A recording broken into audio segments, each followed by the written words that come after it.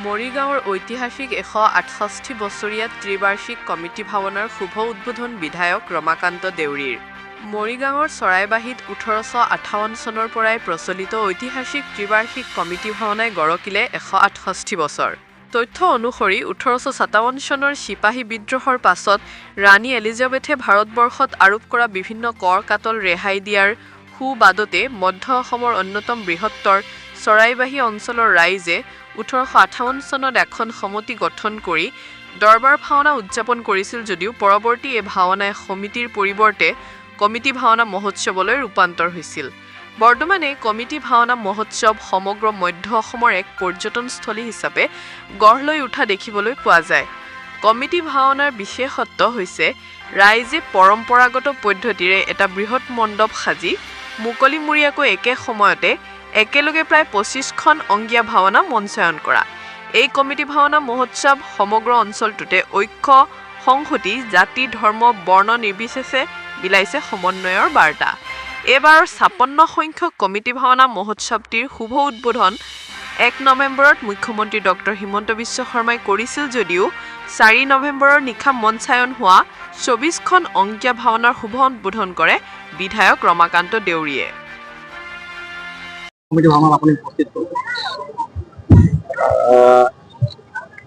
আচলতে ইয়াতে আহিবলৈ পাই নিজকে ধন্য মানিছো।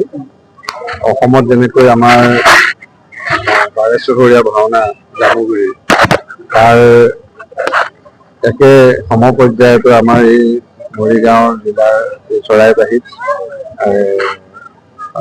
এই ধৰণে অনুষ্ঠানভাগ হৈ আহিছে আৰু গুৰুজনাৰ সৃষ্টি আমাৰ সকলো জাতি জনগোষ্ঠী একত্ৰিত কৰি গুৰুজনাই যি সৃষ্টি কৰিছে আৰু গুৰুজনাৰ সৃষ্টি কেলিগোপাল নাটক তাৰ উপলক্ষ কৰি এই সময়ত ৰাস পূৰ্ণিমাৰ সময়ত ইয়াতে অনুষ্ঠানভাগ হৈছে, খুব ভাল হৈছে আৰু বৃহত্তৰ এটা অঞ্চলত ইয়াতে প্ৰায় 13খন সমাজ আৰু সিফালে 10খন সমাজৰ মানে ইয়াতে সকলো মিলি পেলাই এটা মানে এই অনুষ্ঠানভাগক হেৰি কৰিছে। গতিকে এটা আধ্যাত্মিক বাতাবৰণ আমাৰ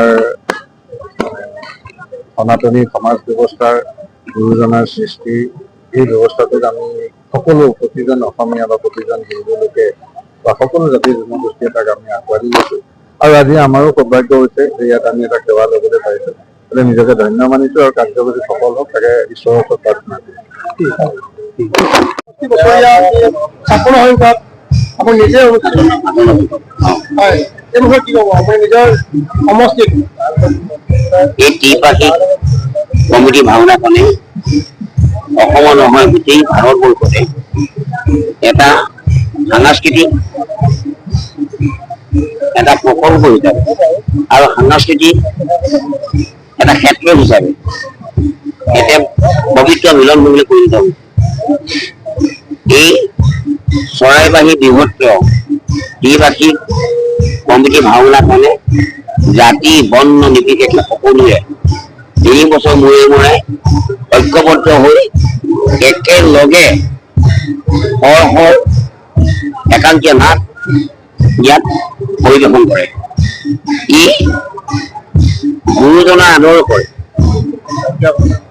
এই গুৰুজনাৰ আদৰ্শ সৃষ্টি কৰা এই অংকীয়া ভাওনা অসমৰ নহয় পৃথিৱীৰ ভিতৰতে এটা ব্যয়। গতিকে এই ঐতিহাসিক এই কমিটি ভাওনাখনে 58 সংখ্যক কমিটি ভাওনাখনে এই চৰাইবাহী অঞ্চলটো এটা জাকত জিলিকা হৈ আহিছে। ইয়াত জাতি বৰ্ণ নিৰ্বিশেষে সকলোৱে এই ত্ৰিপাক্ষিক ভাওনাখন অংশগ্ৰহণ কৰে আৰু সকলোৱে ইয়াক একতা লৈ বান্ধি ৰাখিব খোজে। ই এক গুৰুজনাৰ আদৰ্শৰে ইয়াক সংস্কৃতিৰ ক্ষেত্ৰলৈ পৰিণত হৈছে আৰু ইয়াক ঐক্যবদ্ধ ৰাখিবৰ কাৰণে চেষ্টা কৰিছে।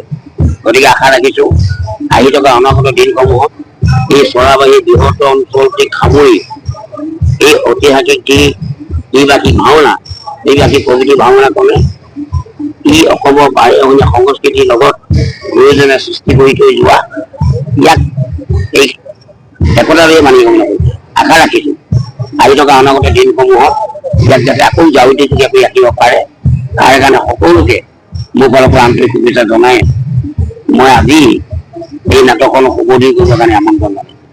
আজি দিনটোত মোৰ সমষ্টিত বহুকেইখন 95খন ৰাস, ইয়াৰ বাহিৰে 95খন ৰাসে কোনোবাই 7 দিন, কোনোবাই 3 দিন, কোনোবাই 6 দিন এনেকৈ এই ৰাস উৎসৱ পালন কৰিবৰ কাৰণে দিহা কৰা হৈছে।